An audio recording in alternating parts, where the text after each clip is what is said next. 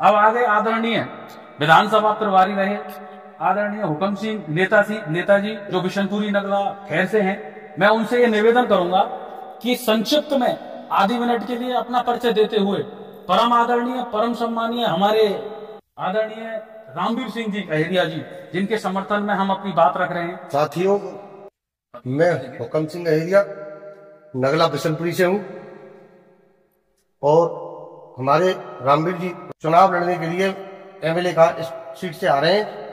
इनको मतलब चुनाव लड़ाने के लिए हम लोग समाज की उस पास घूम रहे हैं। अभी पहले अपने समाज को इकट्ठा कर लें, उसके बाद जब तब आगे बड़ी तैयारी करेंगे। तो मेरा कहने का मतलब यह है कि श्री रामवीर जी आप अपनी बात रखें। धन्यवाद। राम राम। राम राम।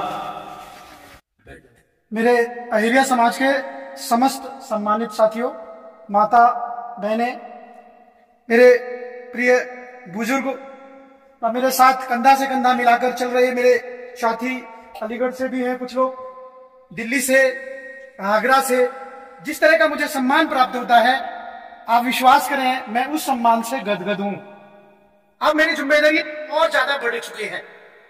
जैसे जैसे आपके दायित्व, आपकी अपेक्षाएं मेरे प्रति बढ़ती जा रही हैं, वैसे वैसे मेरे कंधे पे वजन और ज्यादा बढ़ता जा रहा है। साथियों, यह सभी जानते हैं कि अहिरिया समाज को आज तक सम्मान किसी भी राजनीतिक दल ने नहीं दिया। देश स्वतंत्र हो गया 1947 को, स्वतंत्रता के पश्चात भी हमारा अहिरिया समाज स्वतंत्र नहीं हुआ। आप जानते हैं कि पहले अहिरिया समाज ज्यादातर जंगलों में, आज भी बागों में रह करके अपना जीवन यापन करता है। अंग्रेजों से हमने लड़ाई लड़ी, ब्रिटिश मुगलों से भी लड़ाई लड़ी, हमें डीएनटी समाज में रखा गया, घुमंतु समाज कहा गया। अंग्रेजों ने हमारी एक पहचान बनाने के लिए क्या करते थे कि अहिरिया के माथे पे एक उनकी मोहर हुआ करती थी, वो देते थे। और ये होता था कि जिस गांव में भी जाएगा, वहां की जो चौकी, पुलिस चौकी, चौकीदार जो भी है, उनको सूचना देके जाएंगे। दूसरे रिश्तेदारियों में भी जाओगे तो भी आपको सूचना देनी पड़ेगी। देश स्वतंत्र हो गया 1947 को, लेकिन हमारा समाज आज भी स्वतंत्र नहीं है। सत्यता यही है। पंडित जवाहरलाल नेहरू ने एक बार कहा था, जब समाज की सभी डीएनटी समाज के लोग थे, उन्होंने कहा था कि देश तो स्वतंत्र हो गया, अब हमारे लिए क्या करेंगे आप। तो एक कानून था जराइम पेशा एक्ट,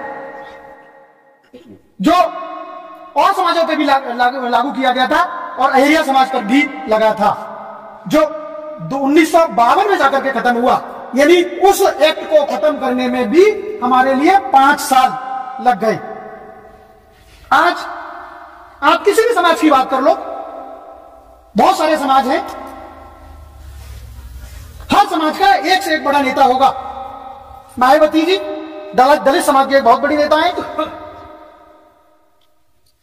किसी भी पिछड़े वर्ग में मुख्यमंत्री से लेकर के मंत्री, मुख्यमंत्री, डिप्टी उप मुख्यमंत्री और तमाम विधायक और सांसद हैं।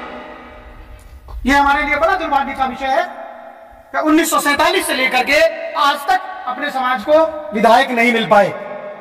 केवल 2 विधायक मिले 1982 में और 2002 में। 50 लाख की आबादी होते हुए भी आज तक हमारा किसी भी विधानसभा और विधान परिषद में कोई भी सदस्य नहीं है। आप जानते हैं, एक कानून बनाने का काम सिर्फ विधानसभाओं में या विधान परिषद में किया जाता है। देश का कानून बनाने का काम संसद में किया जाता है, इसमें लोकसभा और राज्यसभा है। जब हमारा कोई भी प्रतिनिधि ना तो विधान परिषद में है, ना ही संसद में है, तो क्या हमारी कोई बात सुनेगा? वहां तक हमारी बात पहुंचेगी? जब हमारी बात नहीं पहुंचेगी तो हमें कौन जानेगा? देखिए, हमारे समाज के लोगों ने पहले बहुत बड़े बड़े आंदोलन भी किए हैं। 2 महीने इको गार्डन में बैठे रहे। इको गार्डन में बैठे ठंड के महीने में लोगों ने ट्रेनें भी रोकी, आए दिन एसडीएम का घेराव करते हैं, धरना देते हैं, प्रदर्शन करते हैं, लेकिन परिणाम आज भी शून्य है। अब किसी भी जाति की तुलनात्मक दृष्टि से अगर आप देखेंगे तो आज भी हम जीरो हैं। जो जनजाति के लोग होते हैं उनको कुछ सरकार सुविधा तो दे देती है, नहीं हम तो ना तो सामान्य में गिने जाते ना है, और ना ही हमें ईडब्ल्यूएस की सुविधा मिलती। कोई भी लेखपाल कोई भी कानून को हमारी बिल्कुल भी नहीं सुनता। लोग तो ये तक कह देते हैं अहेरिया कौन, अहेरिया की तो कोई आबादी नहीं है। वैसे अहेरिया हो वोट लेने के लिए, लेकिन जब बारी आती है हमारा काम करने या करवाने की तो जी हम नहीं जानते कौन है अहेरिया। इस कलंक से हमें बचना पड़ेगा। जब तक हम एक शक्ति के रूप में उभर के नहीं आएंगे तब तक हमारा समाधान नहीं होगा। आप बड़े बड़े घर बना लो, घर की सुरक्षा के लिए क्या करते हैं, ताला लगाते हैं ना। घर की सुरक्षा के लिए कहीं जाना हो तो घरों में हर कमरे में या मेन गेट पे एक बड़ा सा ताला ठोकते हैं। हमने घर तो बना लिए हैं बहुत बड़े बड़े, लेकिन ताले भी लगा लिए हैं, लेकिन अभी तक हम उस ताले की चाबी को खोज नहीं पाए हैं। और उस ताले की चाबी है राजनीति। राजनीति में हमारे समाज के लोग जब प्रवेश करेंगे तो जितने भी ताले हैं उन तालों को आप खोलने का काम करेंगे। और जब आप ताला एक खोलेंगे तो अंदर जितने भी कमरे हैं हर रास्ता आपको दिखता जाएगा। हर ताले को आप खोलते जाएंगे। आप समझने का प्रयास करो। अगर हम विधानसभा में पहुंचते हैं, सदन में पहुंचेंगे, सदन में लेट जाएंगे, वो निकाल देंगे, उसके बावजूद भी जब हम अपने समाज की आवाज को उठाएंगे तो वहां सारी आवाज रिकॉर्ड होती है, सारी कार्रवाई रिकॉर्ड की जाती है और उस पर कार्रवाई होती है। आपका अपना व्यक्ति कोई लखनऊ में बैठेगा, समाज का कोई भी व्यक्ति जब वहां पहुंचेगा सीधे जाएगा विधानसभा में, सचिवालय में अभी घुसने नहीं देंगे आपको। आप विधान सचिवालय जो बापू भवन है उसमें घुसने नहीं देंगे, लेकिन एक विधायक के साथ आप जाएंगे, आपको कोई रोकेगा नहीं, आपका कोई परिचय नहीं पूछेगा, आप सीधे जाएंगे वहां और वहां जाकर के आप अपनी बात किसी भी मंत्री से मिलकर के आप रख सकते हैं। वैसे मिलने के लिए आपको पास बनवाना पड़ेगा और पास बनवाना इतना आसान नहीं होता। एक छोटा सा उदाहरण देता हूं, मुझे नाम नहीं लेना चाहिए लेकिन फिर भी कहता हूं। हमारे समाज के ही व्यक्ति हैं, अपने मुंह से इस बात को स्वीकार कर गए कि मैं बापू भवन में, वकील साहब और मैं दोनों बापू भवन गए सचिवालय। हमने अनूप वाल्मीकि जी को फोन करा, विधायक थे यहीं के, कि साहब सचिवालय में जाकर के हमें अपनी बात रखनी है। 10 बजे से 3 बजे तक गेट के बाहर बैठे रहे, लेकिन उनका पास जारी नहीं हो पाया, पास जारी नहीं हो पाया और वहीं बैठे रहे। जबकि हकीकत यह है मैं उस बापू भवन में भी 20 बार बिना किसी पास के विधायकों के साथ हमेशा गया हूं और आया हूं। आसानी से वहां हो सकता है, लेकिन वो तब हो सकता है जब हमारे विधायक हों। हमारा तो कोई नहीं है। हमारा तो किसी थाने में चले जाओ तो एक जो होमगार्ड होते हैं ना, बड़े आदरणीय तरीके से हमें भगा देते हैं। क्या करने आए हो, भागो भागो। सच्चे तो मिलने की बहुत दूर की बात है, क्योंकि हमारा कॉन्फिडेंस लेवल भी इतना लोगों ने गिरा दिया है, इतना कमजोर कर दिया है कि हम सामने वाले से अपनी अच्छी से बात भी नहीं कर पाते। कारण अक्सर देखा गया होगा, जब लड़ाई हो जाती है आपस में तो हम अपने व्यक्ति की बात नहीं मानते। दूसरे समाज का कोई भी व्यक्ति आपको इधर उधर करके और समझा देगा, आप उसके पैर पकड़ के और उसकी बातें सब मान लेते हैं। परिणाम क्या होता है, फिर वहीं से हमारा शोषण शुरू हो जाता है। हमें अपने शोषण से बचना है। अपने लोगों की बात मानो, अपने लोगों की कही हुई बातों को ध्यान करोगे तो आपके साथ वो मदद के लिए भी हमेशा खड़े हो जाते हैं।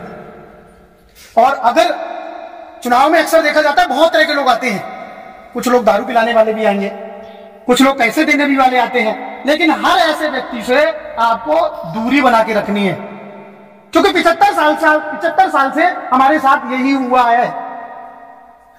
75 साल से हमने यही झेला है। उसी का परिणाम है कि हमें एक इस भारत देश के निवासी होते हुए भी दोयम दर्जे का बना के रखा हुआ है। आज हम द्वितीय श्रेणी में रखे जाते हैं। अन्य समाज बहुत प्रगति कर चुका है, इतनी प्रगति कर चुका है कि हम लोग कल्पना भी नहीं कर पाते, सोच भी नहीं पाते, और हम कहाँ हैं, बड़ा दुख होता है, बहुत पीड़ा होती है। सबसे बड़ी पीड़ा यह भी है कि हम आज तक जितने भी राजनीतिक दल हैं उनसे आज तक हमने कभी टिकट नहीं मांगी। इतने लोग खड़े हैं, जरा बताएं कोई भी कभी किसी व्यक्ति ने किसी राजनीतिक दल से कहा कि भैया हमें विधायक की टिकट चाहिए, कभी या लोकसभा की टिकट चाहिए? प्रयास किया है। अगर प्रयास किया है और संघर्ष किया है तो वो व्यक्ति निखर के आएगा। निर्दलीय हम लड़ रहे हैं, अच्छी बात है, बहुत अच्छी बात है, कोशिश हम कर रहे हैं, लेकिन हमारे ज्यादा से ज्यादा लोगों को कोशिश करनी है, मांगनी है, और मांगनी नहीं तो दावा ठोकना है कि हमें यहां से और इस पार्टी से टिकट लेनी है। जैसे मैं दावा ठोक रहा हूं पिछले 1 महीने से, और अभी 6 महीने हैं चुनाव के, 1 महीने से मेरा सीधा सा दावा है, अब सिर्फ भारतीय जनता पार्टी से भारतीय आर्य समाज को टिकट मिलनी है, और उनको देनी पड़ेगी। इसलिए देनी पड़ेगी कि हमारा समाज कब तक अपनी समस्याएं दूसरों के सामने रोता रहे और उसकी बात को कोई सुनने वाला ना हो। तो सभी लोगों को मेरा हाथ जोड़ के निवेदन है, आज से ही आप लोगों को बताना शुरू कर दें कि अब हमारा प्रत्याशी भी आ चुका है, निर्दलीय नहीं, भारतीय जनता पार्टी से टिकट मांग रहा है। सभी लोग उसको अभी तक पिछले 75 साल से जिसने भी जहां कहा हमने वोट किया है, अब आपकी बारी है, आप सभी लोग हमारे प्रत्याशी को आगे भेजें, नाम भेजें उसका, ताकि उसकी टिकट कंफर्म हो सके। कार्यक्रम भी हम जल्दी ही कराने वाले हैं, हो सकता है माननीय मुख्यमंत्री जी को आमंत्रित करें, बुलाएं, निवेदन करेंगे कि हमारी समाज की जो दशा है उसको आप देखें। हो सकता है माननीय रक्षा मंत्री जी राजनाथ सिंह जी, उनसे भी प्रोग्राम मिल सकता है। किसी भी केंद्रीय मंत्री या उप मुख्यमंत्री या मुख्यमंत्री का कार्यक्रम मिलता है तो आपको ज्यादा से ज्यादा संख्या में पहुंच कर दे, पैसे किसी से नहीं लेना, ना कोई कहने आए कि रामवीर जी ने कहा है कि पैसे देना है, बिल्कुल नहीं। किसी को 1 रुपया चंदा के नाम पे नहीं देना आपको, बिल्कुल भी, क्योंकि चंदा का जो खेल है ना बहुत बड़ा हो चुका है, और वो हमारे समाज को तोड़ने का काम कर रहा है, जुड़ नहीं पा रहा है समाज, कहीं ना कहीं ये विडंबना भी बनती जा रही है। मैं तो 2014 से जैसे काम कर रहा था वैसे ही लगातार आगे भी काम करता रहूंगा। हालांकि 12 साल मैंने गोरखपुर में सेवा की है, और 12 साल गोरखपुर में सेवा करने के मैं वहां प्रधानाचार्य था, ऑफिशिएट कर रहा था, उस पद को मैंने छोड़ा क्योंकि वहां समाज के लोग नहीं थे। मैंने वहां से ट्रांसफर कराया मेरठ के लिए, और मेरठ से ट्रांसफर कराने के बाद 2014 से निरंतर अपने लोगों के बीच में कहीं से भी कोई सूचना आती है, भाई हरिकिशन सिंह जी जानते हैं, मिले हैं, करनाल तक हम लोग 1 नहीं 3 बार, करनाल से भी अगर सूचना आती है तो वहां भी जाकर के समाज के कार्यक्रमों में हम प्रतिभाग करते हैं। और प्रतिभाग तक ही सीमित नहीं है, समाज की कोई वैसी भी पर्सनल समस्या होती है, पुलिस से संबंधित होती है, या किसी एरिया समाज के व्यक्ति को प्रताड़ित किया जा रहा है कहीं पे भी, उसको भी हम लोग करते हैं। ऐसी दसियों घटनाएं हैं, मैं ज्यादा बार इन चीजों को चर्चा नहीं करना चाहता, दसियों ऐसी घटनाएं हैं जो हमारी टीम ने और हम लोगों ने मिलकर उनका समाधान किया है और करवाया है।